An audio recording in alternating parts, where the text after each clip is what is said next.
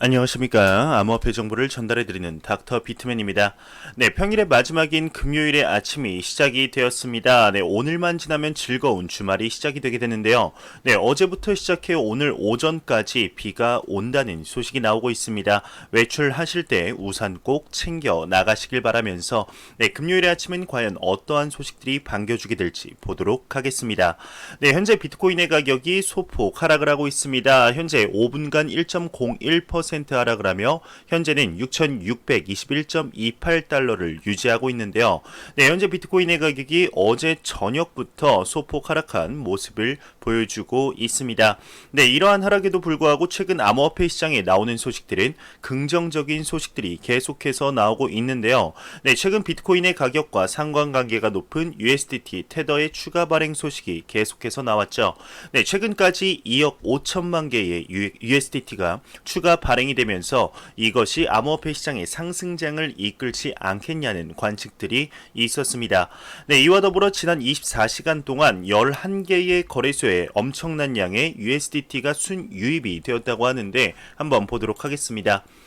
네, 지난 24시간 주요 11개 거래소의 USDT 월렛에 815억 원의 USDT가 순유입이 되었다고 합니다. 네, JGG 데이터에 따르게 되면 지난 24시간 주요 11개 거래소의 월렛에 유입된 USDT는 약 3,028억 원 규모라고 하는데 네, 같은 시간 해당 거래소에 출금된 USDT는 총 2,213억 원 규모라는 것이죠.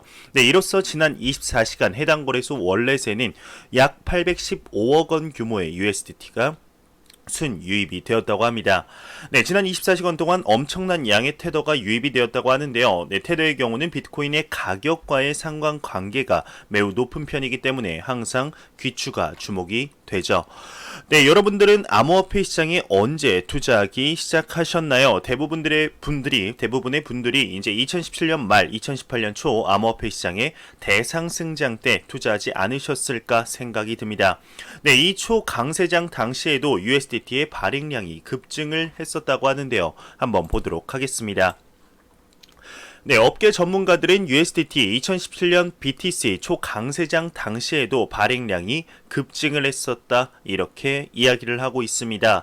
네, 테더가 최근 7일간 약 5억 4천만 USDT를 신규 발행한 것으로 알려진 가운데 업계 주요 인사들은 다음과 같이 견해를 전했는데요. 네, 최근 글로벌 금융 위기와 13일 비트코인의 반토막 사태 등으로 인한 암호화폐 불안 심리가 확대되고 이것이 USDT 수요의 증가로 이어졌다. 최근 USDT 선호 현상은 달러 선호 현상과 유사하다. USDT의 신규 발행으로 안전자산에 대한 수요를 충족하고 유동성 공급이 기대된다 라고 암호화폐 대출 플랫폼의 총괄인 천신이 언급을 했습니다. 네, 이뿐 아니라 두 명이 추가적인 언급을 했습니다. 암호화폐 데이터 플랫폼 토큰뷰의 애널리스트의 경우는 앞서 상당 기간의 USDT의 프리미엄이 높은 수준을 유지했다. USDT의 신규 발행은 급증한 수요 충족을 위한 조치이다.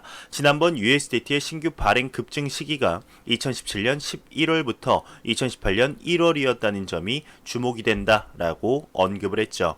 네, 실제로 이와 같은 현상 때문에 비트파이넥스와 테더 그리고 비트코인의 관계에 대해서 많은 이야기들이 나오고 테더사 측에서 2017년 강세장을 조작했다라는 루머까지 돌게 되는 계기가 되었었던 것이죠. 네, 암호화폐 보안업체 팩실드의 총괄 하우텐의 경우도 실제 최근 업계 변동성 확대 속 USDT의 수요가 증가를 하고 있다 언급을 했습니다. 네, 이처럼 현재 총 5억 4천만 USDT라는 엄청난 양의 테더가 발행됨에 따라서 많은 투자자분들 전문가들이 다시금 불장이 찾아오지 않겠냐 하는 기대감이 있는데 네, 과연 앞으로의 상황은 어떻게 변화를 하게 될지 지켜보도록 하겠습니다.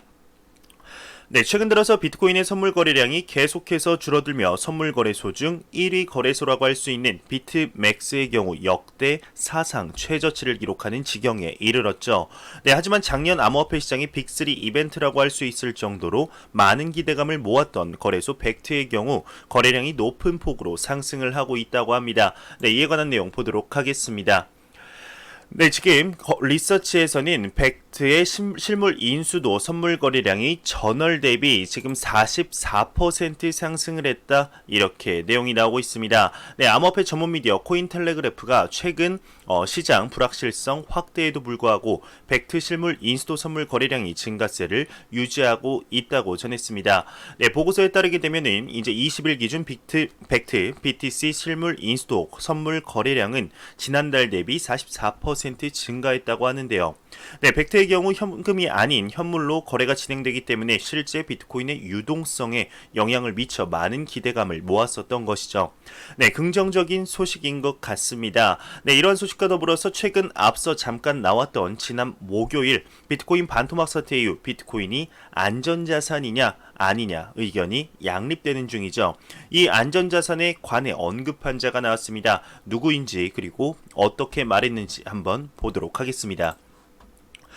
네, OKEX의 CEO의 경우는 지금 이 순간 비트코인은 안전자산이 아니다 언급을 했습니다. 네, 암호화폐 거래소의 CEO가 비트코인이 지금 이 순간 안전자산이 아니라고 언급한 데에는 이유가 있겠죠. 보도록 하겠습니다. 네, 제이아오 OKEX CEO는 적어도 지금 시점까지는 비트코인은 안전자산이 아닌 하이 리스크 자산이라고 진단을 했습니다. 사실 이 말도 크게 틀린 말이 아니죠. 아직 비트코인이 완전한 해지 수단으로서의 자리를 잡아가는 중이었기 때문에 크게 틀린 말은 아닌 것 같습니다. 네, 그리고 그는 이와 관련해 26일 라이브 스트리밍에서 비트코인의 시장 규모가 너무 작다. 애플 한 기업 시총에도 못 미친다. 대량의 자금에게 피난처를 제공하기는 힘들다 강조를 했는데요. 네, 또한 안전자산으로 분류하기 위해서는 가격 변동성이 어느 정도 이하로 유지되어야 한다며 금과 국채를 예로 들고 있습니다.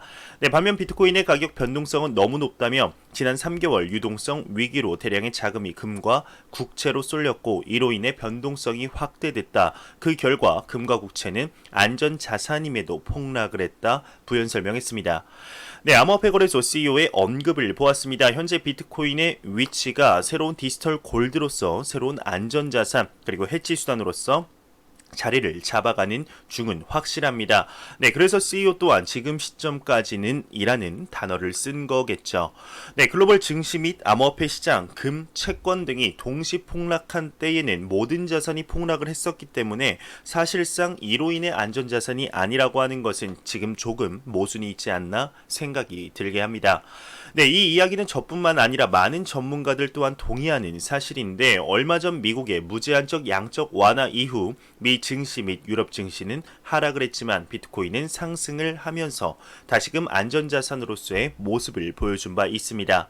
네, 지금 당장은 시가총액 규모도 작고 변동성도 확대되어 있지만 어느 정도 제도권으로의 도입이 되게 되고 규제적으로 안정화가 될 경우 새로운 해지 수단으로서의 역할을 충분히 할 수 있지 않을까 이러한 생각이 드네요. 네, 그리고 금에 관해서 또 다른 견해를 내비친 인물이 있습니다. 네, 어떠한 인물이고 어떠한 견해를 내비쳤는지 보도록 하겠습니다. 네, 피터 브란트의 경우는 비트코인은 투자가 아닌 보험으로 보아야 한다 이렇게 언급을 했는데요. 네, 피터 브란트의 경우 비트코인이 10만 달러에 도달할 것이라고 언급할 만큼 비트코인에게 있어 친화적인 인물인데 과연 무슨 언급을 했을까요? 네, 일부 분석가들의 경우 비트코인을 투자보다 보험의 일종으로 봐야 한다 언급을 하고 있습니다. 네, 비트코인은 미 연방준비제도의 은행과 기업을 구제하기 위해 전례 없는 조치를 발표함에 따라 6,500달러를 회복하고 나흘 만에 최고치를 기록했다고 하죠. 네, 이 조치의 경우 6조 달러의 경기 부양책을 내세운 걸 말하는데요. 네, 국민 한 사람당 1,000에서 2,000달러의 현금을 준다는 정책이죠. 네, 이 정책이 나오고 비트코인의 가격이 급등한 데에는 엄청난 숫자의 달러를 찍어내야 함에 따라 달러의 가치가 하락하지 않겠냐 하는 우려에 비트코인의 상승을 보인 것이죠. 네, 피터 브란트의 경우는 금과 비트코인은 투자가 아니라 보험의 일종으로 봐야 한다 언급을 하고 있습니다. 네, 지금 밑에 트위터를 보시면 피터 브란트가 이렇게 언급을 했는데요. 내 개인적인 의견으로는 금이나 비트코인 등은 투자가 아닌 지정학적 리스크가 높아진 상황을 대비한 보험 정책으로 봐야 한다. 보험료는 그 정책이 결코 필요한 상황이 발생하지 않기를 바라면서 지불이 된다. 하지만 필요한 상황이 온다면 소유자는 최악의 시나리오로부터 보호가 된다. 언급을 하고 있습니다. 네, 이 말은 금과 마찬가지로 비트코인 또한 안전자산으로서의 역할을 충실히 해내고 또 앞으로도 해낼 것이라는 것을 이야기하는 것이죠. 네, 앞서 언급한 OKEX의 CEO와는 상충되는 의견인데요. 이 비트코인이 안전자산이냐 아니냐에 대한 이야기는 앞으로도 계속해서 나오지 않을까 생각이 듭니다. 네, 과연 앞으로의 상황이 어떤 식으로 전개가 될지 지켜보도록 하겠습니다. 네, 이러한 소식과 더불어서 매일같이 나오는 리플 XRP에 관한 소식이 나왔습니다. 네, 최근 리플사의 CEO인 브래드 갈링 하우스를 사칭한 가짜 유튜브 사기꾼이 등장을 했는데 이 소식이 당연히 빵영에게도 전해졌겠죠. 빵영이 이에 대해서 크게 분노를 표출했다고 합니다. 내용 한번 보도록 하겠습니다. 네, 리플의 CEO는 자신을 사칭한 가짜 유튜브 사기꾼 등장에 크게 분노를 했다. 이렇게 제목이 나와 있습니다. 네, 리플의 CEO인 브래드 갈링하우스의 이름을 이용한 가짜 유튜브 계정이 있다고 합니다. 네, 이에 대해 빵형은 분노를 표했다고 하는데 리플의 CEO가 유튜브 측에게 사기꾼을 단속하라고 경고했다는 부제를 한번 보도록 하겠습니다. 네, 빵영의 경우 가짜 XRP 에어드랍 사기를 조장하기 위해 자신의 이름을 사용한 유튜브 계정을 발견했을 때 크게 분노했다고 하는데요. 네, 밑에 빵영의 트위터를 보시게 되면은 이렇게 적혀 있습니다. 네, 세계적인 위기로 사람들이 특히 취약해져 있을 때 소셜 플랫폼은 무고한 희생자들로부터 돈을 훔치는 사기꾼들을 막을 책임이 있다. 이렇게 강력하게 언급을 했죠. 이 밑에 나오는 사진이 가짜 브래드 갈링 하우스의 유튜브 채널인데요. 이 밑에 트위터를 보시면 계속해서 그의 트위터나 팔로워들에게 언급을 하고 있습니다. 네, 유튜브나 인스타그램, 트위터 등에서 절대로 XRP 에어드랍과 같은 이야기를 하지 않는다라고 확신을 시켰다고 하는데, 네, 이러한 사기에 누가 걸리겠냐 하지만 총 140만 XRP가 이러한 사기에 피해를 입었다고 합니다. 네, 이러한 때에 사기를 치는 사람들은 정말 악질 중에 악질이 아닌가 생각이 드는데 이러한 사기꾼들 잡아서 엄중하게 법으로 다스려야 하지 않을까 하는 생각이 듭니다.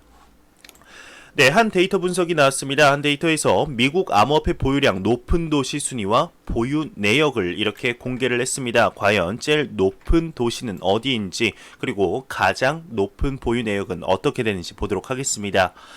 네, 미국 코인 트래커사가 자사 데이터로 미국의 암호화폐 소유에 관한 도시별 랭킹을 발표했습니다. 코인포스트가 보도를 했는데요. 네, 가장 암호화폐를 많이 보유한 도시가 실리콘밸리 인접 샌프란시스코이고 가장 많이 보유되는 종목이 비트코인이라고 합니다. 네, 밑에 좀 이따가 이제 내용이 나오게 되는데 한번 차트도 한번 보겠습니다. 네, 이 회사는 암호화폐 세무신고 및 포트폴리오 추적 서비스를 제공하고 있기 때문에 미국의 암호화폐 소유에 관한 방대한 데이터를 통계하고 있다고 하는데요. 네, 2013년부터 2020년까지 자사의 서비스를 이용한 수만 개의 익명화된 사용자 데이터를 지역별로 분석하여 암호화폐의 소유의 한 실태를 밝혔습니다. 네, 미국의 암호화폐 도시 순위를 한번 보도록 하겠습니다. 코인 트래커 서비스를 이용한 사용자 수에서는 샌프란시스코가 1위, 그 다음에는 뉴욕, 로스앤젤레스라고 하는데, 네, 3위인 로스앤젤레스는 샌프란시스코의 거의 절반 수준이라고 합니다. 네, 또한 인구가 많은 시카고와 휴스턴 등 주요 도시가 상위 10위 안을 차지하고 있음을 알 수 있다고 하는데요. 네, 여기 보시게 되면은 1위가 샌프란시스코, 2위가 뉴욕, 3위가 로스앤젤레스로 나오게 되죠. 네, 소유한 암호화폐 종목 내역이라는 부제를 보도록 하겠습니다. 네, 지금 가장 많이 소유하고 있는 암호화폐 분석에는 비트코인이 50.3% 여기 그래프에 보시는 대로 압도적인 차이로 이제 1위를 차지하고 있는데 그 다음 2위가 이더리움, 3위가 스테이블 코인인 테더라고 합니다. 네, 4위가 이제 라이트코인, 5위가 XRP라고 하는데요. 네, 사용자 1인당 암호화폐 보유량을 한번 보도록 하겠습니다.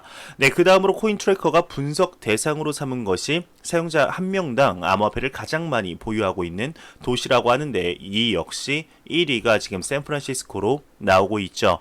네, 샌프란시스코 사용자 1인당 암호화폐 평균 보유량은 55,489달러, 하나로 치면 6,805만원, 2위를 차지한 팔로 알토는 이제 1인당 39,064달러로 하나로 4,793만 원입니다.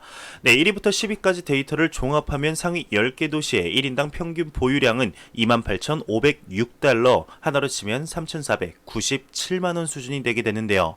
네, 코인 트래커는 이들 도시에는 이제 여명기부터 비트코인에 투자에 불을 넣는 사용자들이 일찍부터 이더리움 투자에도 참여해 더 많은 부를 얻는 것이 아닐까 이렇게 추측을 하고 있습니다. 이 도시 순위에서 암호화폐 붐을 타고 부를 이룬 사람들은 주로 테크놀로지 기업이 집중되어 있는 지역에 거주하고 있음을 알 수 있다 이러면서 내용이 마무리가 되고 있네요.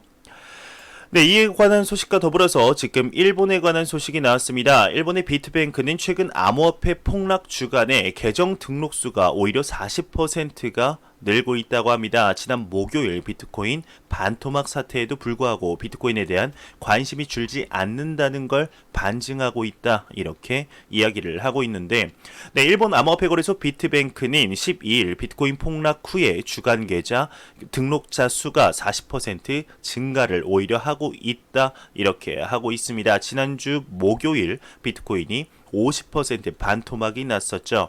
네, 일부 언론이나 지식인 등으로부터 안전자산으로서의 비트코인의 가치에 의문을 제기하는 목소리가 많이 올라갔었습니다. 이러한 내용이 또 나오죠. 네, 그러나 일본 암호화폐 거래소 비트뱅크 보고서에서는 반드시 개인 투자자의 관심, 후퇴 국면에 있지 않다는 점이 부각이 되고 있다고 하는데, 네, 구체적으로 비트코인 폭락 후 이제 1주간 3월 13일부터 19일에 걸쳐 비트뱅크의 신규 계좌 등록자 수는 2020년 지금까지의 평균 수준에서 약 40% 증가했다고 합니다.